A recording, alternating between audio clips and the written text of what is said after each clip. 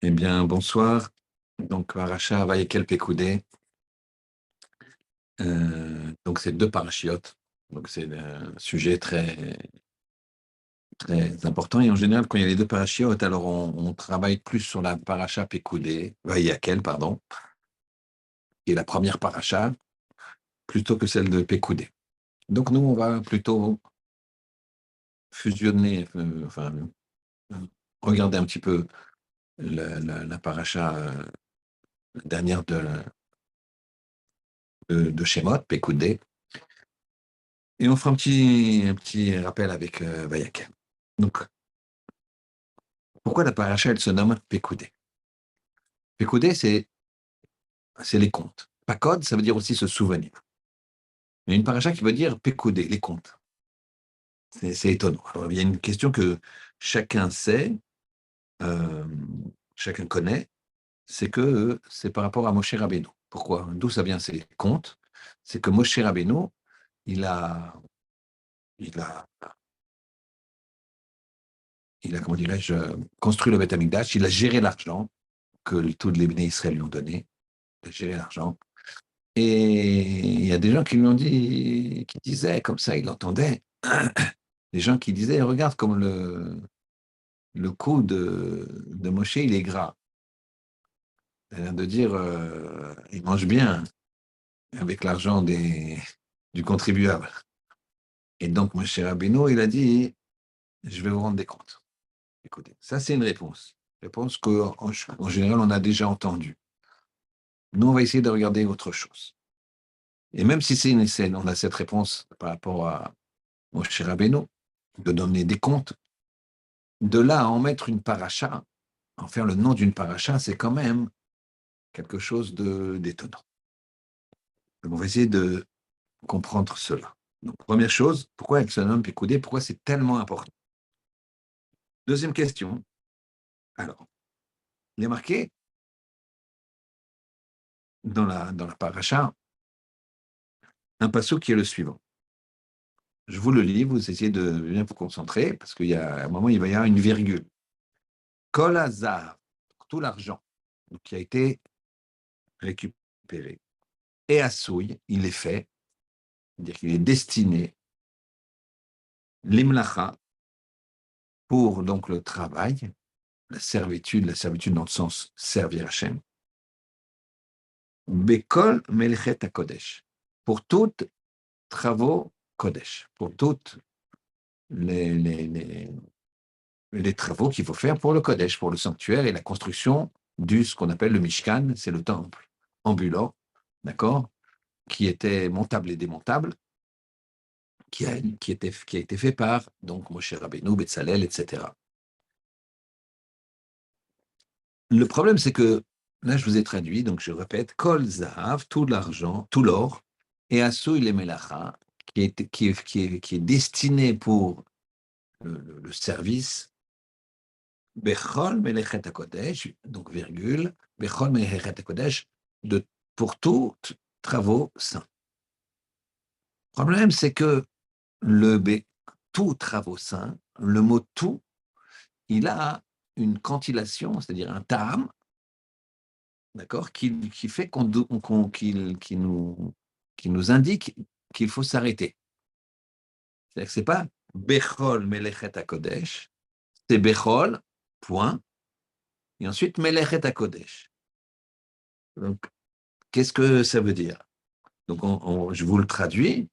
Kol Zahav et Asui le Menacha Bakol. Donc, ça veut dire tout l'or, il a été fait pour le service, Bakol, pour tout. Virgule, Melechet HaKodesh. Donc cette fois-ci, le Kol, il n'est pas sur Melechet HaKodesh, il est pour tout. Mais pour tous, pour tout quoi? Vous comprenez le principe.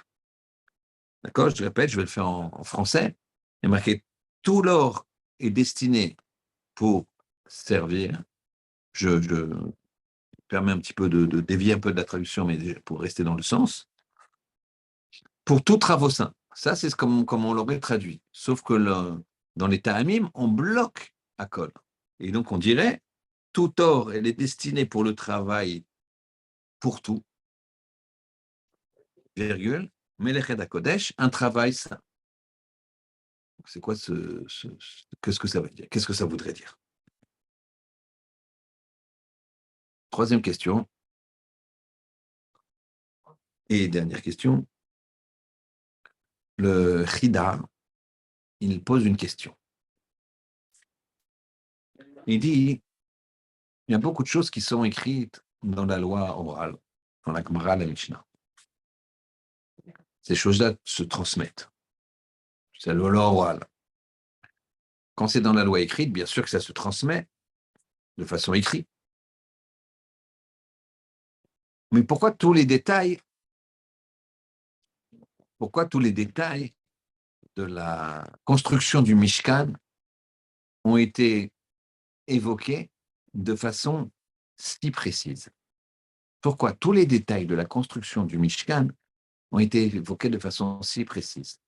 Nous avons la paracha Kitissa, nous avons la paracha Vayakel, Pékodé, nous avons Tetzavé, Trouma. Vous avez 5 parachiotes qui parlent en détail de toute la confection des vêtements, du Mishkan, du Misbéach, c'est-à-dire de l'autel, je traduis du Mishkan, donc du temple modulable, on va dire, démontable, du Misbéach, de l'autel, des instruments, de tous les détails, 5 parachiotes, Tetzavé, Trouma, Kitissa, Vayakel, Pékoudé, les 5 dernières de Shemot. Et vous avez 2 parties dans Shemot essentielles. Vous êtes dans tout le livre Shemot, puisqu'on va finir le livre Shemot, c'est ce Shabbat Bezrat Hashem. C'est la partie narrative de Shemot, depuis la naissance de Moshe, on va dire, jusqu'à Matan Torah, d'accord? Après, on va passer dans un autre système, dans un autre, après Mishpatim, donc on va avoir tout ce qui concerne le Mishkan. Donc c'est une grosse partie, presque la moitié d'un livre entier de la Torah. Donc pourquoi il y avait besoin de tant de détails, nous demande le Chida. Pourquoi tant de détails? À mettre dans la Torah écrite. On aurait pu le faire dans la Torah orale. On est d'accord? Très bien. Alors, il y a quand même une question, une quatrième question, que, quand même fondamentale, que j'allais oublier, qui est la suivante. Le dernier passouk. Très intéressant de voir le dernier passouk de le livre Shemot.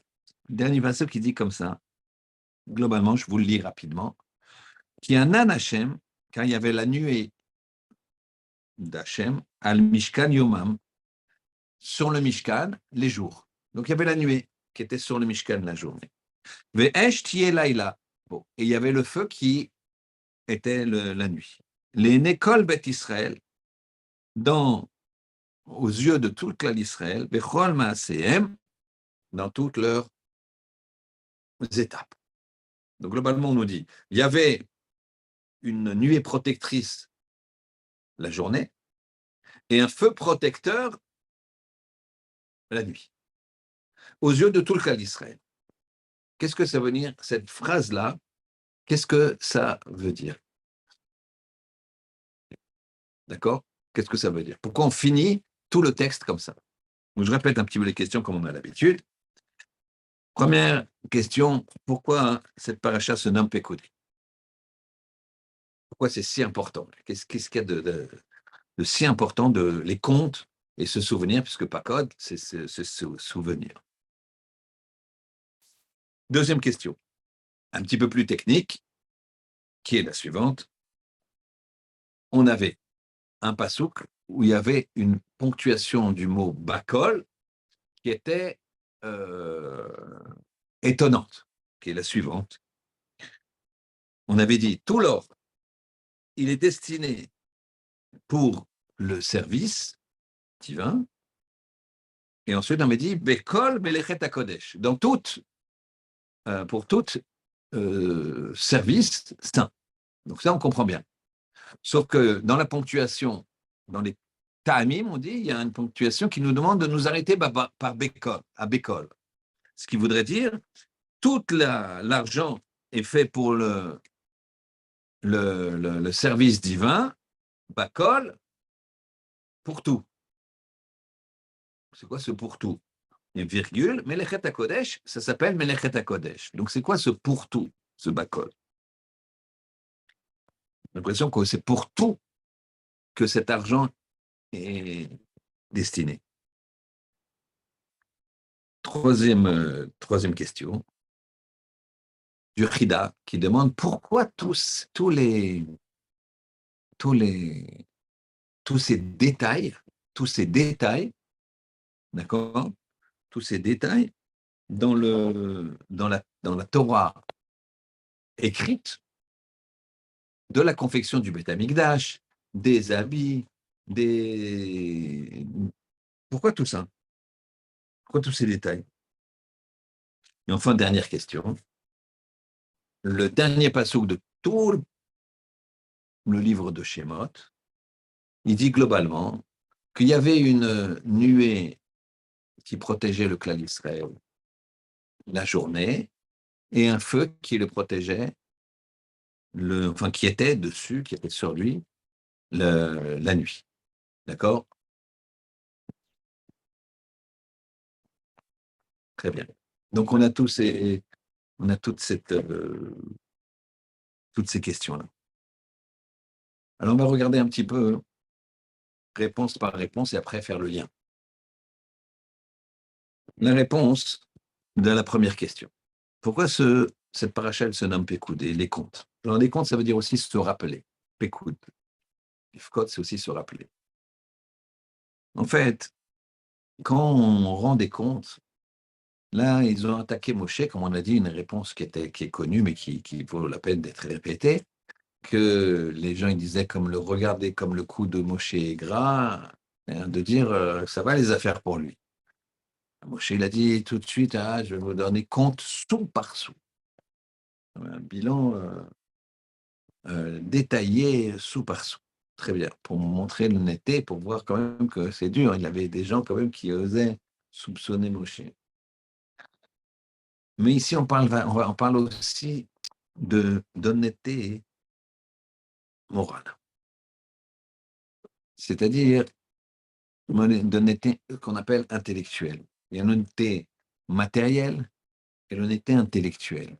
Et il y a un mix entre les deux. Il y a une espèce comment dirais-je, d'intersection, de chemin. Vous avez l'honnêteté matérielle pure. Ensuite, vous avez une honnêteté matérielle, intellectuelle, vous voyez ce que je veux dire? Et ensuite, vous avez le juste moral. Et on va expliquer ça en le détaillant par une histoire. Il y a eu en 1929 une grande catastrophe. Israël, à Hebron, il y avait une yeshiva, il y a eu un pogrom terrible. Terrible, terrible, terrible, terrible, terrible.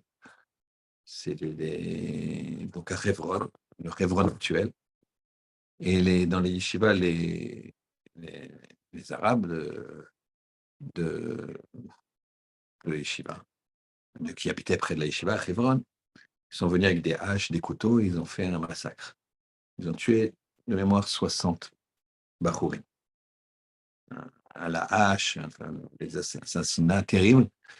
D'ailleurs, il y avait parmi eux un médecin, un palestinien médecin, un arabe médecin, et qui était un assassin, qui a tué des enfants, des jeunes. Et on a dit ça au Chafetz Chaim. Quelqu'un, il a dit au Chafetz Chaim, comment ça se fait que comment ça se fait que... Il dit, parce que quand un homme, il se laisse aller, alors c'est plus dans les gènes de Ishmaël. Il y a marqué dans la Torah que c'est Péré Adam, que c'est un sauvage homme. Pas marqué que c'est un homme sauvage, marqué que c'est un sauvage homme, Péré Adam. Donc il a dit, si c'est un médecin, c'est un sauvage médecin. Et donc il est sauvage avant d'être médecin. C'est pour ça qu'un médecin, il a pu faire ces crimes horribles. C'est pas nouveau, ce qu'on voit malheureusement de nos jours et qui est d'actualité. C'est pas nouveau. L'histoire se répète. Donc, on n'aura pas fait tous tchouva, je parle pour moi en tout cas. Bien, c'est comme ça, c'est nous qui avons les choses dans les mains. C'est pas... En tout cas, le, le, le, le Rav Epstein, qui est un des Rosh Yeshivot, on a demandé de faire une liste, les autorités anglaises, puisqu'à l'époque c'était sous mandat britannique, elles ont demandé, ils ont dit aux Juifs de faire comment dirais-je, une liste des livres qui étaient, qui étaient, qui ont été volés et détruits par la suite de cette émeute. Et voilà que l'avocat qui s'occupait de cette affaire, il était, il était embêté parce que ça traînait beaucoup. Il fallait que le Rosh Yeshiva il signe la liste et prête serment que tous les livres de la liste ont disparu ou ont été détruits. Et donc, il n'avait pas ce document-là. Il ne pouvait pas aller voir le gouverneur britannique pour demander, comment dirais-je, un remboursement, quoi, comme une assurance. Donc, l'avocat, il a été voir Ali Yeshiva, il a dit, mais j'ai besoin de ce papier. Le dossier, il est complet, mais j'ai pas ce papier-là. Très bien. Les gens ils lui disent, les gens de l'Yeshiva lui disent, bah, c'est chez le Rosh Yeshiva. Alors, il va voir le Rosh Yeshiva, il lui demande, il lui dit, euh, Rosh Yeshiva, j'ai besoin du papier.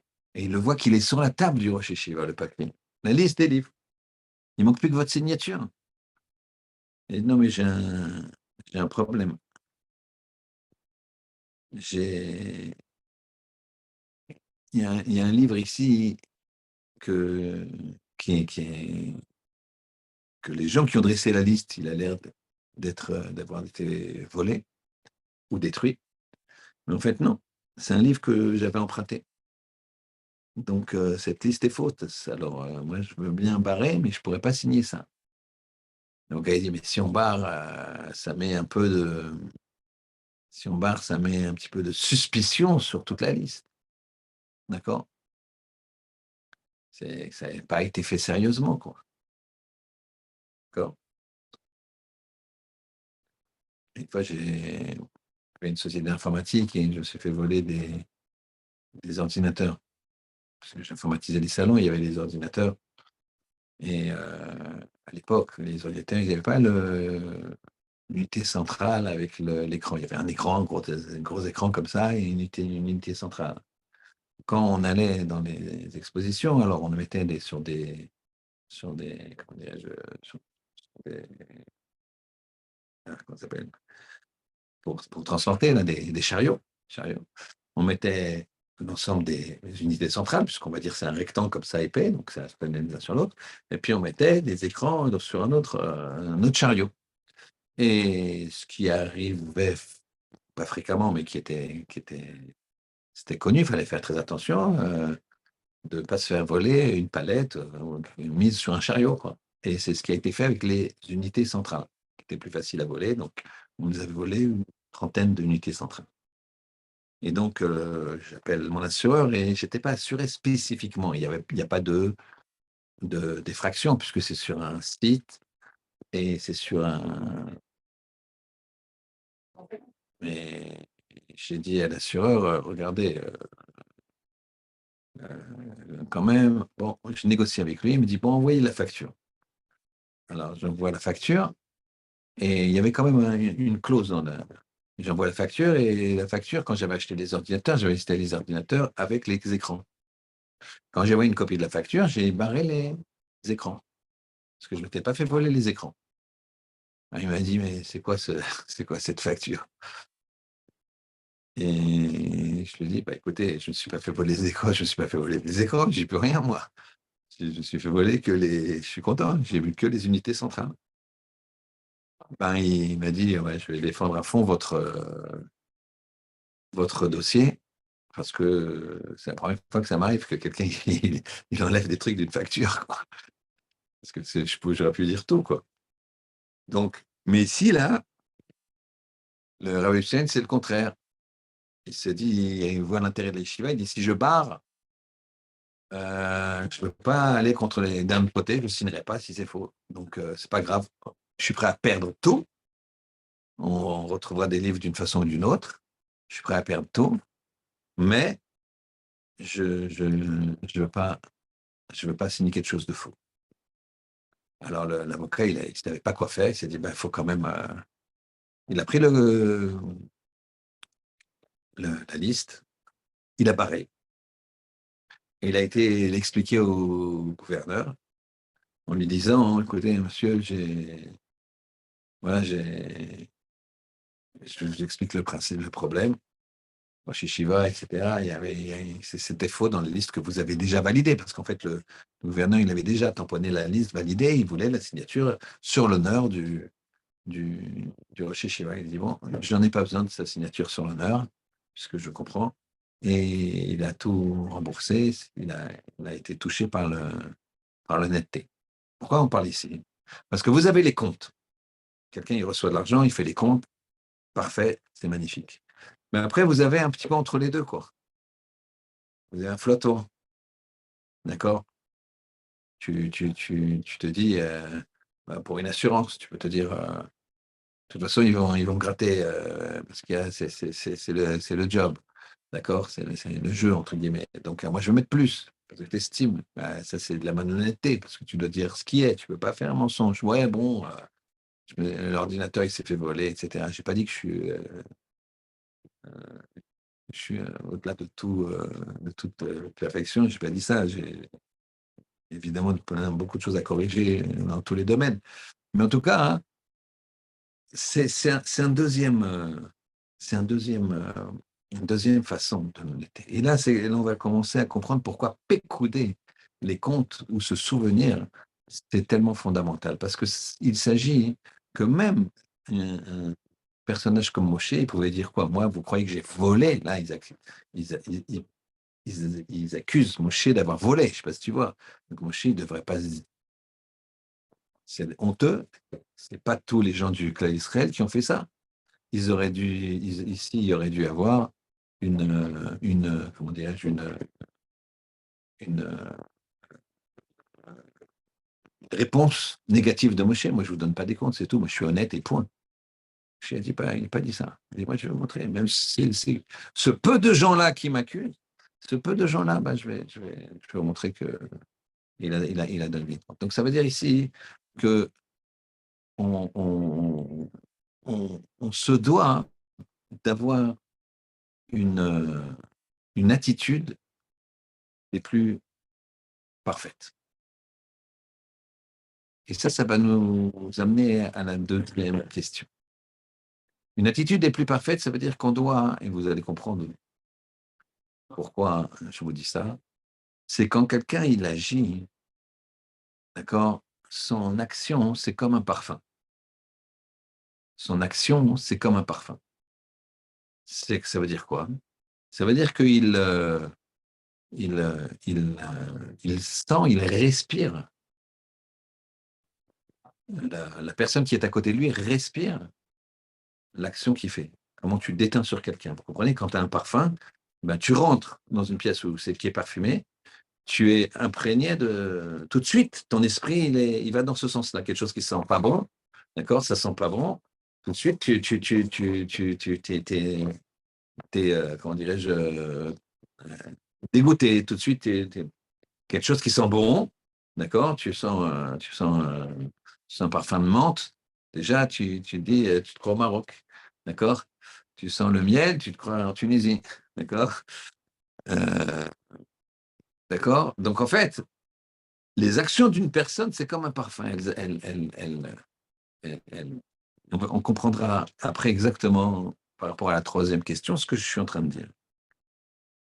La deuxième question, c'était Kol Zahav, tout l'argent et assoui les mlacha bakol, ce col. Donc, tout l'argent qui a été fait pour le service divin, bakol, tout. C'est quoi ce tout isolé? Melechet HaKodesh pour le service saint. Qu'est-ce que ça veut dire? Alors, ici, ça veut dire kolza. Ici, il y a une espèce de respect pour l'argent. Kolza. Il faut savoir que Rabbi Yehuda Hanassi, il respectait les riches. De nos jours, les gens, ils n'aiment pas ça. Ouais, parce qu'il est riche, il a ce kavod, il a ceci, cela. Il faut savoir que ça dépend pourquoi tu le respectes. Si c'est son argent que tu respectes ou c'est le srout qu'il a de faire des choses bien avec son argent. Et Rabbi Yehuda Hanassi respectait les riches. Le Ramban, Nachmanide, 1000 ans plus tard, il disait à son fils, si une personne est plus riche que toi, il est mieux que toi. Il disait pourquoi? Parce qu'en fait, Akadosh Baruch Hu lui a donné des moyens. C'est un srout de pouvoir donner. C'est un srout de pouvoir donner. On t'a donné la possibilité de donner. Donc pourquoi Hachem t'a donné la possibilité de donner? Donc tu as un srout. C'était pas un respect des riches qui sont pas chomrei mitzvot. C'est pas ça qu'il disait. Et le Ramban, c'est pareil. Et Rabbi, c'est pareil. Akadosh Baruch Hu, quand il donne un moyen supplémentaire à une personne pour servir, celui qui n'a pas d'argent ou peu, il ne pourra pas donner beaucoup. Donc, Hachem ne lui a pas donné les moyens de donner beaucoup. Quand Hachem il donne l'argent c'est un dépôt. Donc, c'est-à-dire que la personne qui est respectée pour son argent, c'est la personne qui donne de l'argent. Parce que ce qui est respecté, ce n'est pas son argent, c'est l'état final de ce qu'il fait avec son argent.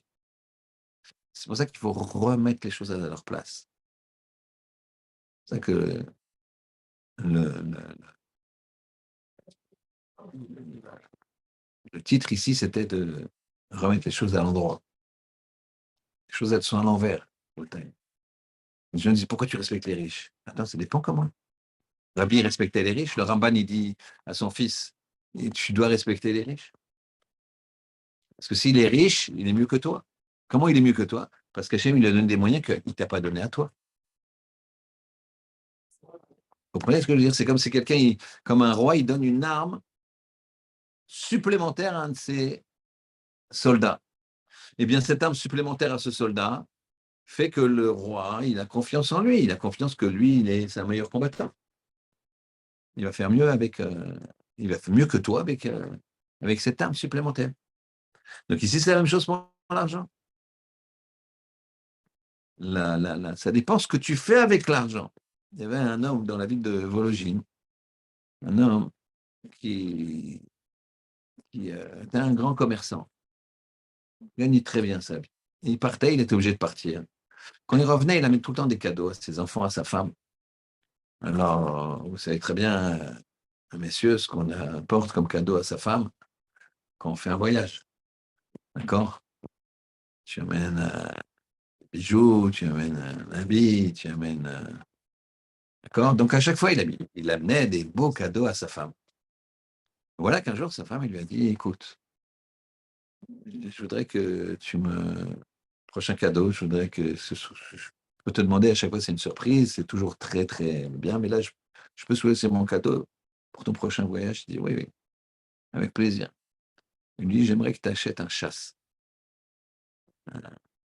un, dirais-je, un set de Gmarot complet. Il faut savoir que les Gmarot, à l'époque, il n'y avait pas de... Là, aujourd'hui, tu veux acheter un chasse, tu peux faire sur Internet. Dans 3 jours, tu as un chasse et encore avec Amazon, peut-être que tu peux l'avoir plus vite. D'accord? Mais à l'époque, c'était introuvable. Il y avait un volume là, un autre volume là, c'était pas les mêmes éditions. Donc lui, il est parti. C'était un long voyage, tout à fait. Et finalement, il est revenu, il a fait des efforts, mais il a fait le cadeau à sa femme. Et il a amené le chasse à sa femme. Alors, il y avait des exemplaires, pas la même taille, pas la même couleur, pas le même. Il y avait différentes choses, puisque c'est des. Eh bien, il a ramené ça à sa femme et sa femme a dit: Je te remercie beaucoup, mon mari. Merci beaucoup de ce cadeau. Et elle m'a dit: Tu sais pourquoi c'est le cadeau que je préfère? Parce que ça, c'est un cadeau que je peux partager. Et avec ta permission, je vais faire une petite bibliothèque comme ça, où les Bachourim de l'Yeshiva d'en face, ils pourront venir. Quand ils auront besoin d'un exemplaire, je leur donne, je leur prête. Et donc, grâce au cadeau que tu m'as fait, je vais pouvoir donner. Et là, c'est le vrai sens de ce que c'est les moyens. Ça, c'est les moyens financiers. Et là, maintenant, on comprend. Kol Zahav, tout l'argent et Asui, les Milacha, Bakol, qui sont faits pour le service, Bakol, tout l'argent, tout. Pas tout l'argent de façon, on ne te dit pas ce mot-là de façon Kol, de façon, dirais-je, comment dirais-je, pas péjoratif, mais pas exclusif. Quand je rajoute le Bakol, pour tout, c'est-à-dire pour tout ton argent, il doit être comme ça. Quand je mets le point sur la règle. C'est pas Bechol Melechet HaKodesh, pour tout Melechet Kodesh. C'est tout ton or, pour tous tes moyens, c'est pour lui. C'est pour le service divin. Donc, on prend la virgule dans le col. Et là, ça remet les choses, encore une fois, les pendules à l'heure. C'est que ce que tu as donné à Kadosh Baruch Hu, ce n'est que des moyens. La vue, ce n'est qu'un moyen. L'odorat, c'est qu'un moyen. L'ouïe, c'est qu'un moyen. Le goût, c'est qu'un moyen. Ce moyen, tu vas le mettre au service d'Hachem ou tu ne vas pas le mettre au service d'Hachem. C'est ça le bakol, ça s'évalue.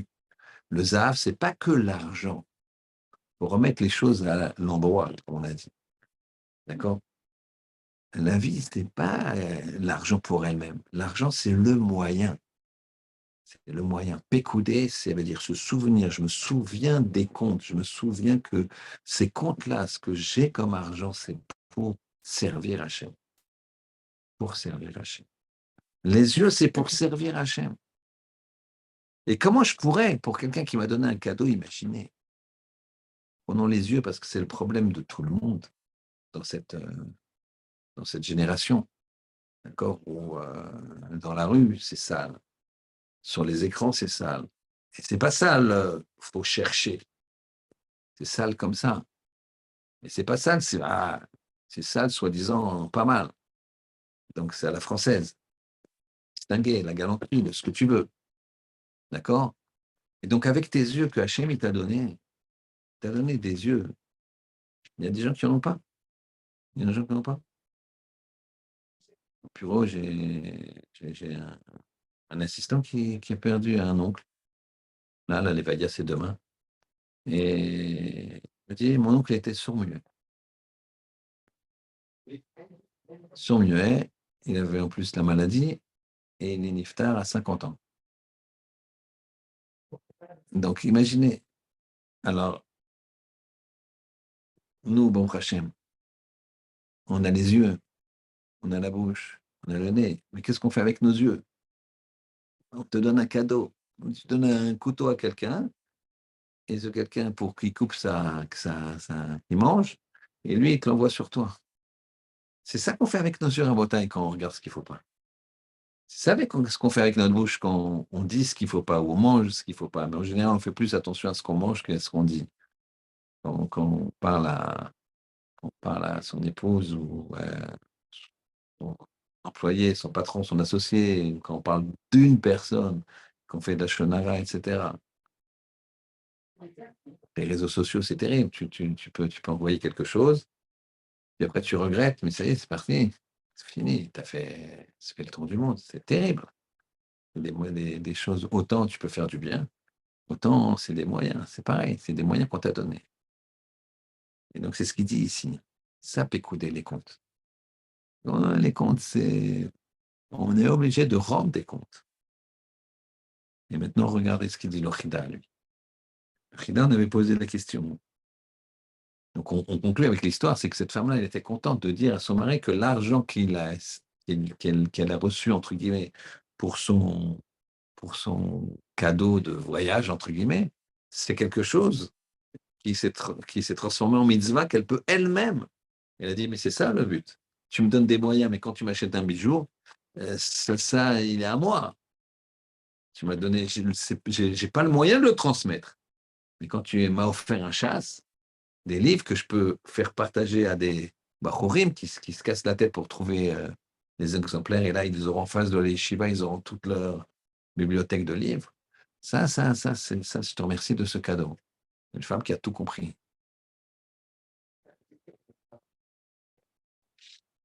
On va revenir à la troisième question du Chida. Le Chida, il a dit la chose suivante, il a dit, poser la question, je vous la rappelle, pourquoi la Torah est écrite, elle détaille autant tous les travaux du Mishkan. Surtout que c'est pas éternel, parce que vous savez que le premier Beth Amikdash, on l'a construit nous, il s'est détruit. Le deuxième Beth Amikdash, on l'a construit nous, il s'est détruit. Le troisième Beth Amikdash, Hachem, il a dit, bon, je vais le construire moi, comme il sera indestructible. C'est le Beth Amikdash qui va descendre de là-haut. D'accord? Donc on ne le construit pas nous. On va aller Kohen Gadol, il y aura c'est nous, le service c'est nous, le personnel on va dire, mais les constructeurs c'est plus nous. Je vois oui, il envoie direct. Alors pourquoi il y a tout ce détail? Il fallait bien construire une fois ou deux fois, vous allez me dire. Quand même de là à mettre 5 parachutes, c'est beaucoup, c'est beaucoup. Alors, la réponse est la suivante. Une réponse qu'on a déjà entendue, mais pas à travers cette question du Khida. Il dit parce qu'en fait, il faut bien comprendre que Akadosh Baruch Hu, il réside dans le Mishkan, mais il veut résider également en nous. Et il réside déjà en nous. Pourquoi il réside en nous? Parce que Kadosh Baruch Hu, il a créé l'homme. Quand il a créé Adam Arishon, il a pris de la terre, il a soufflé. Il a mis un souffle, Neshama. Neshima, c'est un souffle. Neshama, c'est l'âme. C'est la même chose. Donc il a soufflé. Donc c'est un souffle. Quand Adam Arishon, il a fauté, il y a une explosion de cette Neshama, de sa Neshama. D'accord? En 600 000 parties. Puis après, ces 600 000 parties, elles se sont partagées. Chaque partie s'est encore partagée. Et ce qui fait que si on revient à la source, on est tous la même unité. Tous, tous. Tous les juifs, c'est la même unité, c'est Adam Arishon. Et c'est quoi un souffle d'Hachem? Un souffle d'Hachem.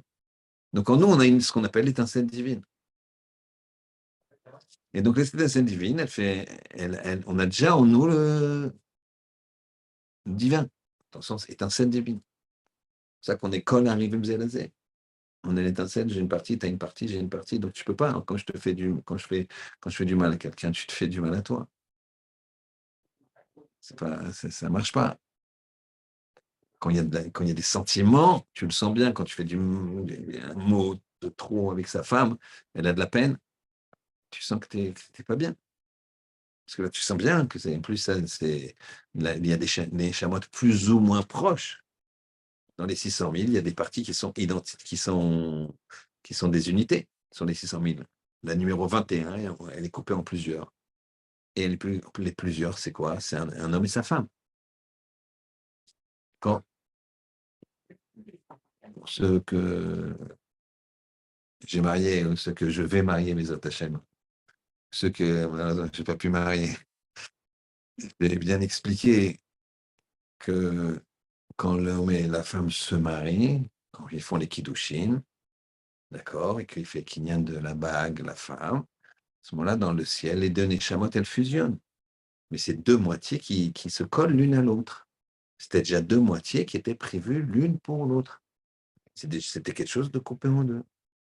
D'accord? Et donc, ça fait une fusion totale. C'est la même chose. Et si tu travailles ton couple, normalement, elle est triste, tu le sens. Tu sens. Tu rentres à la maison, tu sens. Elle est en pleine forme, tu sens. c'est puisque c'est toi. Quand tu travailles avec ton couple, quand tu veux pas le travailler, que tu veux que moi, alors c'est autre chose, d'accord? Donc ça, c'est ce qu'on appelait tout à l'heure, on a appelé ça le parfum qui se dégage. Et donc ici, Akadosh Baruch Hu, il veut qu'on soit un mishkan. C'est-à-dire qu'il veut qu'on cette étincelle divine, il veut qu'elle sorte. Et c'est pour ça qu'il dit le Chida, hein, qu'il y a tous les détails comme ça, tous les détails du mishkan. Pour nous dire de la même façon que le mishkan, il est fait de plein de détails et que c'est que pour le servir d'Hachem, le service d'Hachem, mais toi aussi, tous les détails que tu as, tous les moyens que tu as, y compris, comme on a vu les yeux, l'odorat, etc., y compris l'argent, tout ça, c'est des moyens de servir Hachem. Et c'est pour ça qu'on t'a mis tous les détails, comment il est l'appel et comment il est l'encensoir. On voit que il y avait dans le Misbéach Haktoret, il y avait donc les Kétoret. Les Kétoret, ça sentait, ça avait un parfum très très bon, les Kétoret. Et on sentait, on va un petit peu dans l'Agmara tout à l'heure, les petites parties qu'on fait de l'Agmara à la fin, on sentait les, les Kétoret de Yerushalayim jusqu'à Jéricho, jusqu'à Jéricho. Je ne sais pas si vous voyez un petit peu une carte. Jérusalem, c'est le même qu'avant. Et Jéricho, c'est la même qu'avant. Vous voyez où c'est Jéricho quand vous descendez sur la mer Morte, ou sur Elat, comme chacun sa destination. D'accord? En fait, quand on va jusqu'à un moment, jusqu'à la frontière presque avec la Jordanie, on tourne vers la droite, on descend vers le sud et aller vers Elat ou la mer Morte. Et si on tourne vers la gauche, alors là, hein, à un quart d'heure de voiture à peu près, il y a Jéricho. Vous voyez à peu près la distance que ça fait, celui qui connaît ce chemin-là, de Yerushalayim. Eh bien, jusqu'à Jéricho, on sentait les odeurs d'Ektoret. C'est quoi? Qu'est-ce que ça veut nous dire à nous? C'est-à-dire qu'attention, toi, ta réputation, elle peut traverser les frontières, dans un sens comme de l'autre, si on parle de sens positif. Les Kétoret qui sentent bon, eh ben, elles traversent les océans, elles traversent tout. Un parfum, ça, j'ai jamais vu qu'un parfum, il peut faire, il y a à peu près, à mon avis, 20 km à vol d'oiseau. Un vol d'oiseau, d'accord? Donc, tu n'as jamais vu ça, qu'un parfum, il traverse. Donc, qu'est-ce qu'elle veut nous transmettre ici, la Gemara? Elle veut nous transmettre la Torah en disant que le parfum, on le sentait que jusqu'à, on va dire, ben ça, c'est les actions d'un homme. Les actions d'un homme, c'est un parfum. Ça donne une dynamique, ça donne un parfum. Il y a une personne qui va bien agir et malheureusement mal agir. C'est toujours, c'est toi de choisir. Eh bien, il va dégager un parfum. Et l'ectorette, c'est pour nous montrer que le parfum que tu dégages, fais très attention qu'il soit un bon parfum. Parce que sinon, ça va pas sentir bon. Et si ça sent bon, par contre, tu vas pouvoir influencer comme le faisaient les ectorettes. Le kior, c'était quoi le kior? C'était un bassin d'eau sur lequel on, on, on- on se lavait les mains et les pieds. Mais qu'est-ce qu'on faisait? Souvent, c'était un Cohen qui ouvrait l'eau pour l'autre, et vice-versa. C'est-à-dire qu'en fait, ici, ça montrait pareil, qu'un homme, il doit déverser des brachot chez une personne. Un homme, il doit déverser de l'eau. L'eau, c'est la bracha. D'accord? L'eau, c'est la Torah. L'eau, c'est toujours quelque chose de positif. D'accord? L'eau, par exemple, c'est un liquide. Et comme tous les liquides, mais particulièrement l'eau, il a une dynamique quand il va de haut en bas. D'accord? De haut en bas. Pour dire qu'un homme, il doit être humble. Un homme, il doit être humble pour recevoir quoi? La Torah. Parce que là, c'est le, faut, le, le Aaron était porté par des barres. Des barres. Donc imaginez le Aaron, comme ça, c'est 1,50 m sur 2 mètres sur 1,50 m, enfin le Aaron, vous voyez. Vous avez bien vu, les aventures de l'âge perdu, hein, je pense. D'accord. Et il y avait des barres de chaque côté pour que les Lévim y portent. Mais là-bas, ce n'était pas marqué que les Lévim portaient. Ça aussi, il faut le remettre à l'endroit. C'est marqué que c'est les barres qui portaient les Lévim. Il n'y a que les Lévim, c'est un truc de fou. Mais c'est comme ça le pshat. Les gens ne connaissent pas ça. C'est que les Lévim, il fallait l'arche, elle devait être accompagnée. Mais les Lévim, ils prenaient l'arche, ils la mettaient comme ça, et l'arche, elle s'envolait. C'est-à-dire que c'est l'arche qui portait les Lévim. D'accord? C'est l'arche qui portait les Lévim, c'est pas les Lévim qui portaient l'arche. Vous comprenez? Nous, on voit tout à l'envers. Vous comprenez? Tu dis, cette personne-là, c'est facile, il donne de l'argent. Facile, puisqu'il en a plein, alors il donne plein d'argent, c'est facile. Mais non, tu n'as pas compris, c'est parce que cette personne-là, elle donne de l'argent qu'on lui envoie de l'argent. C'est le contraire. Ça a été le Beth Lévi. C'est pas parce que cette personne, elle a de l'argent qu'elle donne de l'argent, non. La preuve, c'est que tu vois qu'il y en a qui ont de l'argent, ils ne donnent pas. En tout cas, pas suffisamment. Il faut quand même donner, c'est 10% et c'est 20%. Mais cette personne, elle a de l'argent parce qu'elle donne de l'argent. C'est le contraire. Les Lévites, ils ne portaient pas l'arche, c'est l'arche qui les portait. Tu crois que tu portes l'arche? Que tu le portais. Je fais plaisir à Hachem, je prie. Mais non, c'est pas du tout pour ça. Tu n'as pas compris. Tu ne fais pas plaisir à Hachem. Grâce à ça, tu sauves ta vie. Grâce à ça, tu es en bonne santé. C'est le contraire. Une histoire terrible. Il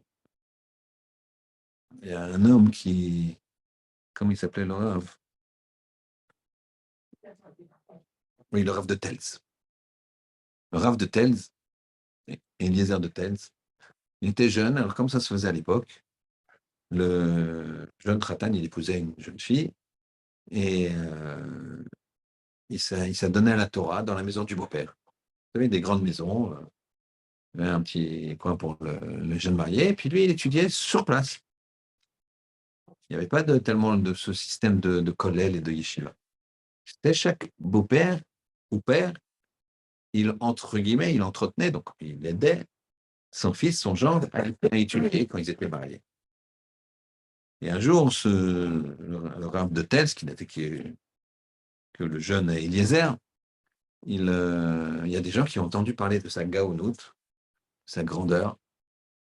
Alors, ils sont venus lui proposer un poste de rav, avec une parnassa qui lui permet de continuer à étudier à plein temps, évidemment. Et lui, il leur a dit, écoutez, moi, je me dois de demander à mon beau-père, c'est lui qui m'a payé toutes ces années, et qu'il était encore très jeune, au bout de 5, 6 ans, 7 ans, il y a 18, 19. Donc, je vais lui demander ce que je dois faire. Et le beau-père, il a dit, non, non, tu restes encore jeune, tu restes étudier, tu te grandis, etc. Et comme ça, 2, 3 ans, 4 ans, 5 ans, comme ça, chaque fois, d'autres communautés reviennent, et on voudrait, nous, on propose, très bien. À un moment, le beau-père en question, il a, il a eu des problèmes dans le business. D'accord? C'était les crises bancaires, non, pardon. Il y avait une crise dans le business. Et il ne l'a pas échappé. Il n'était pas ruiné, mais c'était dur. Sa femme, elle lui a dit, pourquoi tu ne laisses pas Eliezer partir à l'étrave? Il aurait une bonne paye et, entre guillemets, on a plus cette responsabilité. Je ne veux pas parler de poids parce qu'on est très fiers d'avoir un Tamid Chacham comme gendre, etc., et qu'on a contribué. Mais en tout cas, voilà, ça. Alors le mari, il l'a repris, il lui dit, mais dis-moi, qui c'est qui soutient qui, d'après toi? Elle n'a pas compris ce qu'il a dit. Je ne sais pas ce que tu veux me dire, mais moi, je pense qu'il faut qu'il accepte. Il dit, bon, écoute, ma femme en verra. Quelques jours après, encore une délégation qui vient d'une grande ville, on vous propose tant et tant et tant. Lui, c'est pas l'argent qui l'intéressait, c'était d'évoluer, de devenir, quand tu es rave d'une Keïla, tu as des questions qui se présentent, etc. C'est- c'est- c'est- c'est- Alors, il a été voir son père, son père a dit, écoute, ta belle-mère, elle a envie que tu acceptes, et puis moi, je me soumets, et tu peux, tu peux aller. L'histoire est un peu triste. Après, ils ont fait quelques kilomètres, qu'un cavalier rattrape le Rav Eliezer, et sa femme, ils lui disent, ton beau-père vient de décéder. Et là, dans la Levaya, la mère, elle a dit, la femme, elle a dit, je comprends maintenant ce qu'il voulait me dire à mon mari quand il a dit, qui soutient qui? Je crois qu'on le soutient, nous, il ne s'est pas exprimé, mais il a fait comprendre à sa femme. Je crois que c'est nous qui le soutenons, c'est lui qui nous soutient. Nous, ce qu'on ne comprend pas, à Wata, et ce qu'on ne comprend pas, c'est que dans ce domaine-là, quand tu donnes de l'argent, tu dois dire merci à la personne. Parce que elle, c'est dur. Elle, c'est le support de ta mitzvah, cette personne. Mais elle souffre. Elle n'a pas de quoi manger. Elle n'a pas de quoi nourrir ses enfants. Elle n'a pas de quoi. Et donc, elle souffre. Et donc, toi, ton rôle, c'est de lui donner. Ce qui fait que quand elle te dit merci, mais ce n'est pas à elle de te dire merci, c'est qu'elle t'a permis de faire un bon usage de ton argent. C'est complètement différent. Il faut mettre les choses à l'endroit. On met les choses à l'envers, nous. On dit, t'as vu? Mais tu rigoles ou quoi? Lui, il est dans son matzaf. Pourquoi il est dans ce côté-là, dans le besoin, et pas toi? Ça, je ne sais pas. C'est le bon Dieu qui a décidé. Par contre, lui, il fait son job. Lui, il fait son job, il souffre. À toi de faire le tien. Et donc, dis-lui merci, parce qu'au lieu d'acheter une troisième voiture, tu lui as donné à lui 10 000 euros pour qu'il repeigne sa maison, parce que tellement c'est humide et que Vous savez, il y a parfois des gens qui me disent, moi, je veux donner, mais à une famille qui n'a rien à manger, rien. Je lui dis, mais tu sais que dans la Gemara, ça s'est marqué que c'est pas le bon don, ça. C'est pas un bon don. Ça, c'est de l'argent de bas niveau. Pas de niveau inférieur. Pourquoi? Parce que tu aurais dû, puisque cette personne elle est dans ton entourage, aller en amont, regarder que, oula, lui, il vacille. Bien sûr qu'il a encore à manger, bien sûr qu'il a, mais je prends toujours cet exemple-là parce qu'il est bien clair. Cet épicier-là, tu vois bien qu'il n'y a plus rien dans sa boutique. Il y a un Auchan qui s'est ouvert à 200 mètres. Et puis te disent, ben, écoute, tu anticipes. Tu vois bien que la boutique s'est vidée, qu'il ne fait rien, qu'il faut un coup de peinture, il faut un truc, il faut qu'ils mettent des produits peut-être plus raffinés que ce qu'ils trouvent là-bas dans les grandes surfaces. Et venez, on réfléchit ensemble, qu'est-ce qu'on peut faire? Non, on va attendre qu'il ferme la boutique. Il est obligé de vendre droit au bail, truc machin, le bail pas. 3 francs 6 sous, 3 € 6 sous, d'accord? Et, euh, et que ses enfants, ils aient plus à manger pour lui donner. Mais tu vois les choses encore à l'envers. Tu vois les choses à l'envers. Il faut voir les choses à l'endroit. La personne, tu dois faire attention à la personne avant qu'elle touche ça. Pareil pour la solitude de certaines personnes, pareil pour les angoisses de certaines personnes, pareil. T'attends quoi? Que le gars il se jette par la fenêtre, il s'est jeté par la fenêtre, mais dis-moi, qu'est-ce que t'as fait toi? Qu'est-ce que t'as fait toi? Pourquoi? Vous voyez bien qu'il a été déprimé, pourquoi? T'attends ça? Non, mais maintenant qu'il s'est jeté par la fenêtre et bon, Hachem, il s'est loupé, on va s'occuper de lui. Ouais, mais c'est bas, c'est un niveau inférieur. C'est ce qu'il explique ici. Il explique ici le Chida, qu'en fait, il y a tous ces détails-là dans la construction du Mishkan, parce que c'est toi le Mishkan. C'est toi le Mishkan. Moshe Rabbeinu, c'était un homme. On ne peut pas l'égaler, d'accord, mais le Chavetz Chaim, c'était un homme. Aaron, c'était un homme. Moshe, Yoshua, c'était un homme. Avraham, Yitzhak, Yaakov, David Ameler, c'était un homme. Shlomo Ameler, c'était un homme. C'était des hommes, Rabotai. Ils se sont fait d'eux-mêmes un Mishkan. Alors, Vadaï, quand on a passé ces objectifs-là, on ne comprend même pas comment ils sont. D'accord? Mais en tout cas, ils ont été jusqu'au bout de ce qu'ils pouvaient faire. Alors, il faut qu'on aille jusqu'au bout de ce qu'on peut faire. Et quand tu te dis, ça va, c'est pas si mal ce que je fais, tu mets les choses encore à l'envers. Les choses à l'endroit, c'est de dire, bon, c'est vrai, j'avance, mais je ne vais pas dire c'est pas si mal.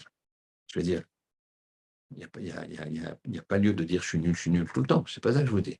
Mais c'est de se dire, je ne vais pas me dire c'est pas quand tu dis c'est pas si mal, ça va. Stop. Non. Tu peux faire des haltes, faire des pauses. Des fois, il faut en faire. Quelqu'un ne mange pas cachère, il regarde n'importe quoi avec machin, il mange cachère, il va 3 fois à la choule, etc. Doucement. Maintenant, on stabilise. Pendant quelques mois, tu stabilises. Ça, oui, mais c'est pas si mal. Si tu dis c'est pas si mal, ça ne fonctionne pas. Tu dois avoir l'objectif de faire de toi-même un Mishkan. Que ton parfum, il se diffuse. C'est ça l'objectif.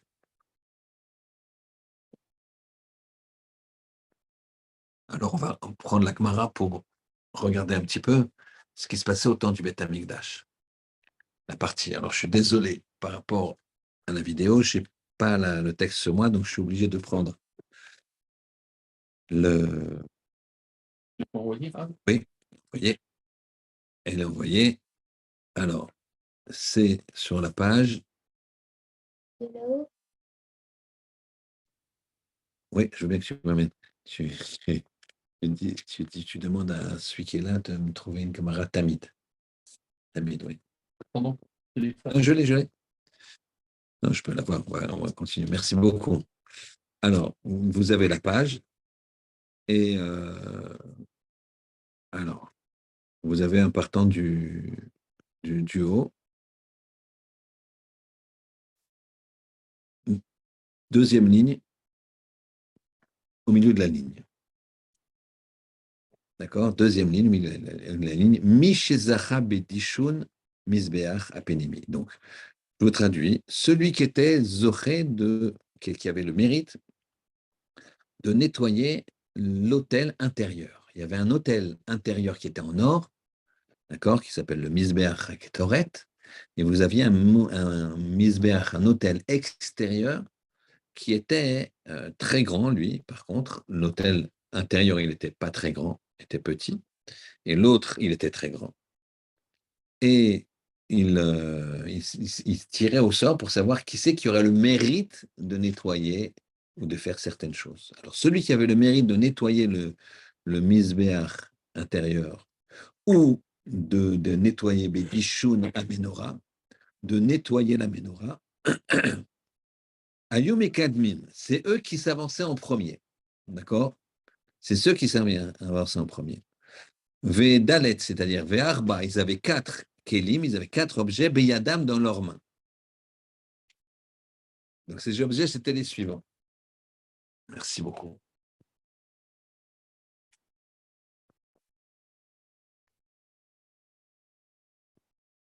Ces objets, c'était les suivants. Il y avait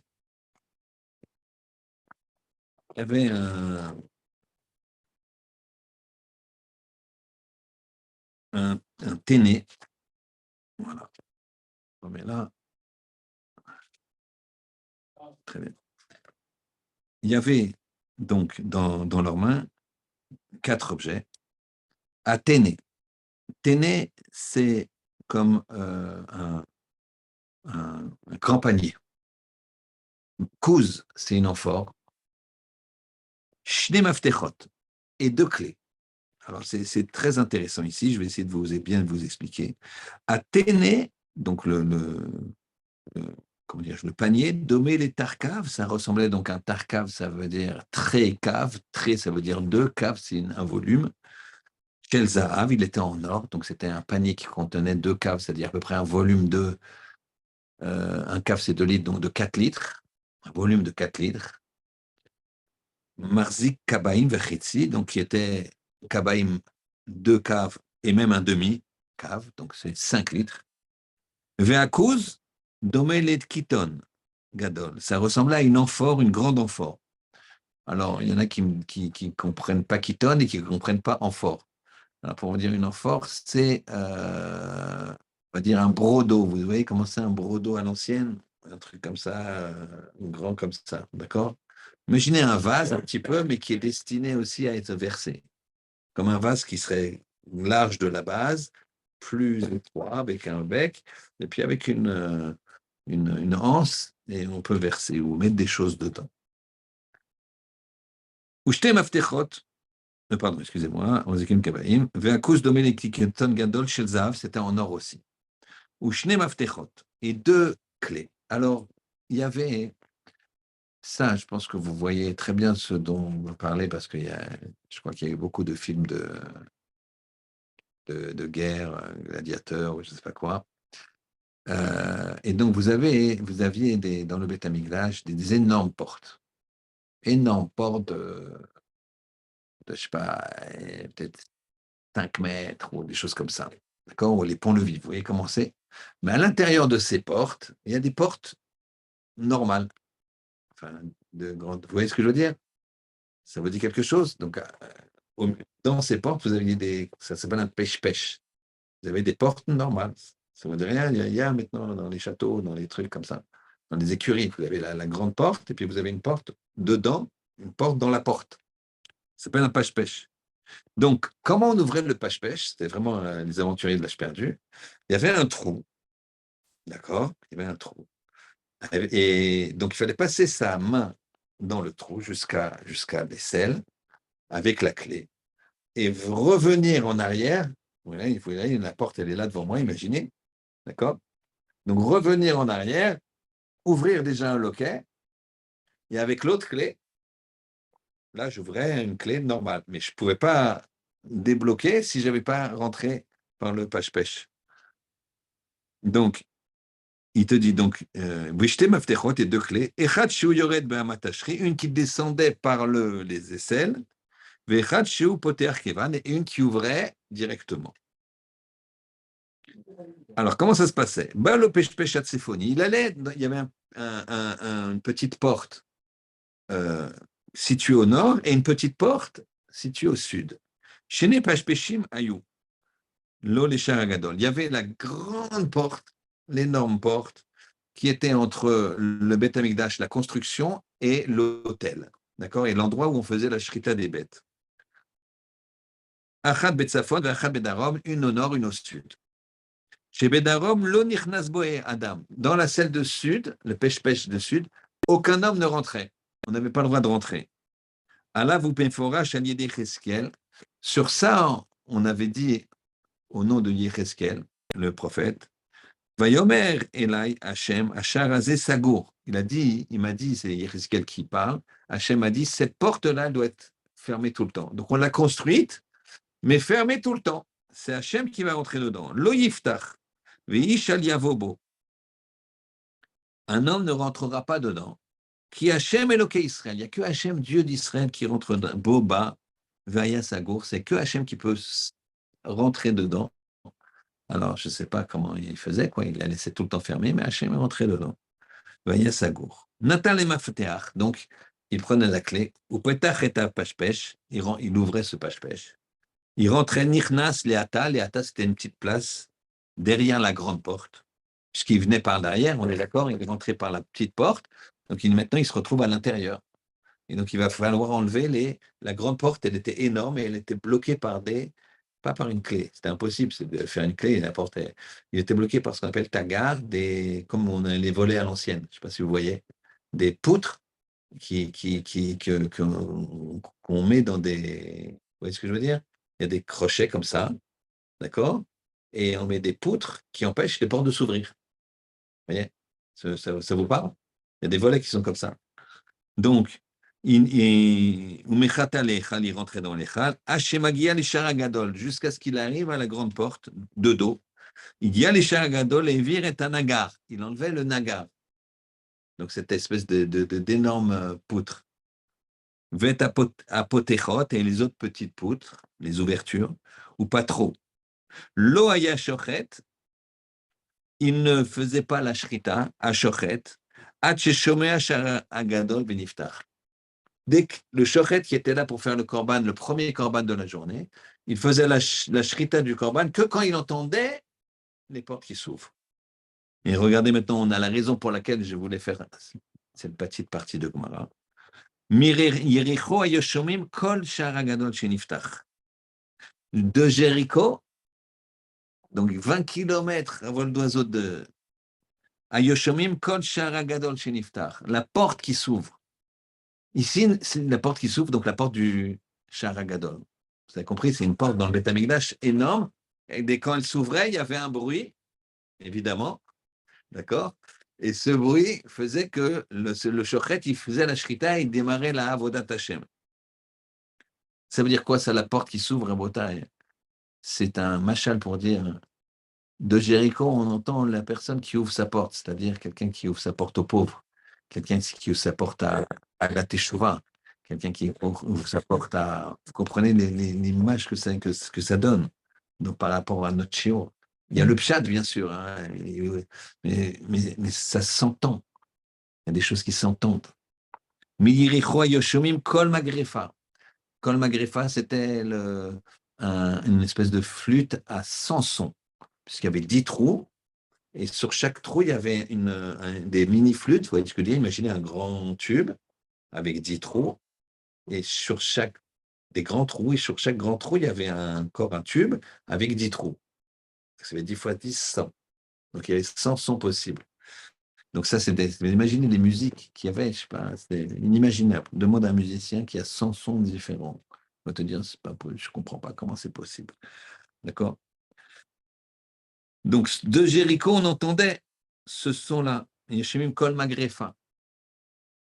Je ne lis pas ce qui est entre parenthèses, mais donc ça, c'est pareil. Le son que tu fais en chantant, le son que tu fais avec ton Limud Torah, le vrai Limud Torah, c'est la chanson. Les gens qui chantent, ils chantent. C'est joli aussi, il n'y a pas de problème de chanter des chansons de Torah, des chansons de ça. Mais il y a des gens, ils chantent, c'est un Dvar Torah, des gens qui chantent le Dvar Torah. Mi Yerichoa Yoshemim Kol Ben Arza Makish Vetzaltzel. Un moment pour lancer toute la Seder Avoda, tous les chants des Kohen, les chants des Lévim, les Kohanim qui se prosternent, la Shrita, etc. C'était lancé par quelqu'un qui faisait des cymbales, entre guillemets. Toute la procédure était lancée. Mais Yerichoa Shoimim Kol Echalil. De Jéricho, on entendait la voix de la flûte. Mais Yerichoa Yoshemim Kol Gevin Echuz. Donc la flûte, c'est pareil. C'est-à-dire qu'on entend, quand tu fais une bonne parole, c'est comme une chanson, c'est comme un instrument. Alors, Meirichwa Yoshemim Kol Gevin Echuz, c'est extraordinaire par rapport à on entendait celui qui réveillait les gens. Il tapait, il dit réveillez les gens. Il disait aux gens, hein, réveillez-vous, réveillez-vous. Donc c'est pareil.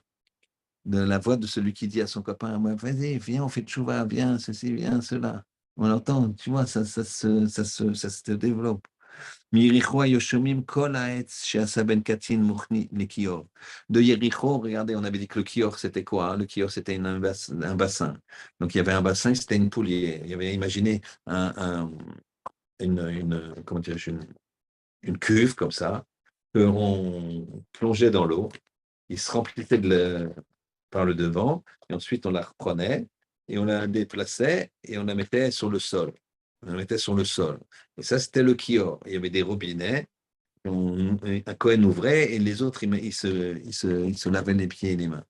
Et bien, le son de la poulie, on l'écoutait aussi de Yericho. Donc, ça veut dire ici quoi? Quand tu donnes quelque chose à quelqu'un, le son de la poulie, c'est pas toi qui fais comment dirais-je, qui est celui qui porte la poulie. C'est pas lui qui fait les choses, c'est celui qui va ouvrir l'eau. Ben non. Même celui qui est le support de ça, le chauffeur du rave, il va faire du son.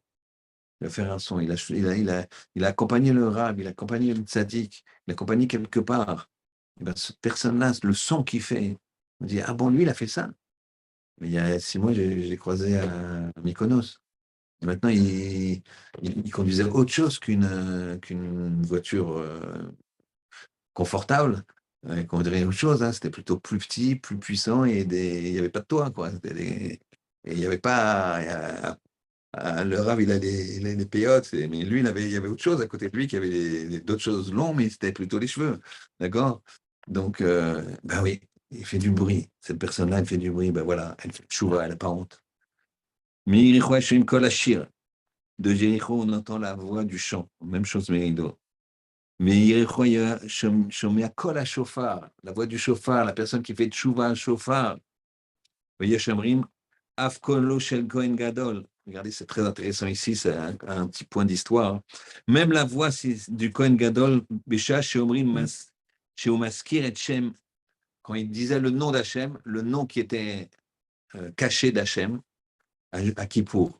Et l'acrobate, là, celui qui a fondé les crétins, d'accord, en fait, on entendait le nom d'Hachem, mais on l'oubliait. Hachem, il faisait un miracle comme ça. Chaque année, on entendait. Tout le clan Israël l'entendait, mais les gens, ils oubliaient. Et ils savaient qu'il fallait que Hachem voulait qu'on oublie. Qu'est-ce qu'il a fait, lui? Et quand ils écrivaient, ça s'effaçait. Il y a des gens comme qui ont essayé. Bon, lui, qu'est-ce qu'il a fait? Il a pris un couteau et il s'est mis dans il s'est mis dans le bras. Il a écrit, mais sur son corps. Après, il a vu. Ouais, il a vu. C'est pour ça qu'il a fait certains miracles. D'accord? C'est ce que certains disent comme ça. Et donc, on va finir. De Jéricho, on en sentait les ktoret, l'odeur de cette personne, le parfum qu'il donne. Amar Rabbi Eliezer ben Negelai, Izim Ayou Leaba. Regardez, c'est extraordinaire. On finit avec ça. Il avait des chèvres, mon père, Béaré à Mirvar, dans les villes où il y avait des vignes, d'accord? Vayumitat shot mi pene mi pitum aketoret. Elles éternuaient avec ce son. C'est-à-dire que même les animaux, ils restaient pas insensibles à cette odeur. Ils éternuaient, ça leur faisait changer un petit peu d'état d'esprit en éternuant. Donc on voit Rabotaille en conclusion que le but d'un homme, c'est tu n'arriveras pas à changer le monde. Tu ne pourras pas changer le monde. Par contre, tu pourras l'influencer et le changer. Donc je dis une chose et son contraire. Je vais t'expliquer. Change-toi, tu changeras peut-être les autres. En tout cas, ils sentiront ton parfum et ça va t'amener. Tu veux changer sur ta famille? Ne dis pas fais ça, fais pas ça, dis pas ça. Agis comme tu dois faire. Dégage un parfum. Et à ce moment-là, tu vas pouvoir influencer. Qu'Hachem efface, qu'on soit un vrai Mishkan, tous ces détails de la construction du Mishkan, tous ces détails de la vie d'une personne. Quand tu joues, fais attention de jouer de façon honnête. Quand tu travailles de façon honnête. Quand tu étudies de façon honnête. Tout le temps, une honnêteté. C'est pas seulement l'honnêteté de l'argent, c'est une honnêteté complète de juste savoir ce que je suis, ce que je veux faire, pour qui je veux le faire. N'oubliez jamais ça. On est un petit Mishkan. C'est pour ça qu'on a tant de parachutes, 5 parachutes qui nous donnent tout le détail. C'est pas pour le construire, parce que nous, on n'est pas là à construire le Mishkan. Peut-être plus tard. Et encore, puisque je vous dis, Hachem va le mettre seul, c'est pour comprendre que dans tous les détails, tous les outils qu'on a, tous les moyens qu'on a, comme téléphone, vidéo, ce que tu veux, tout ça, les yeux, c'est des moyens, les oreilles, c'est des moyens, tous les moyens qu'on a, c'était au service d'Hachem pour se rapprocher de lui. Shabbat Shalom.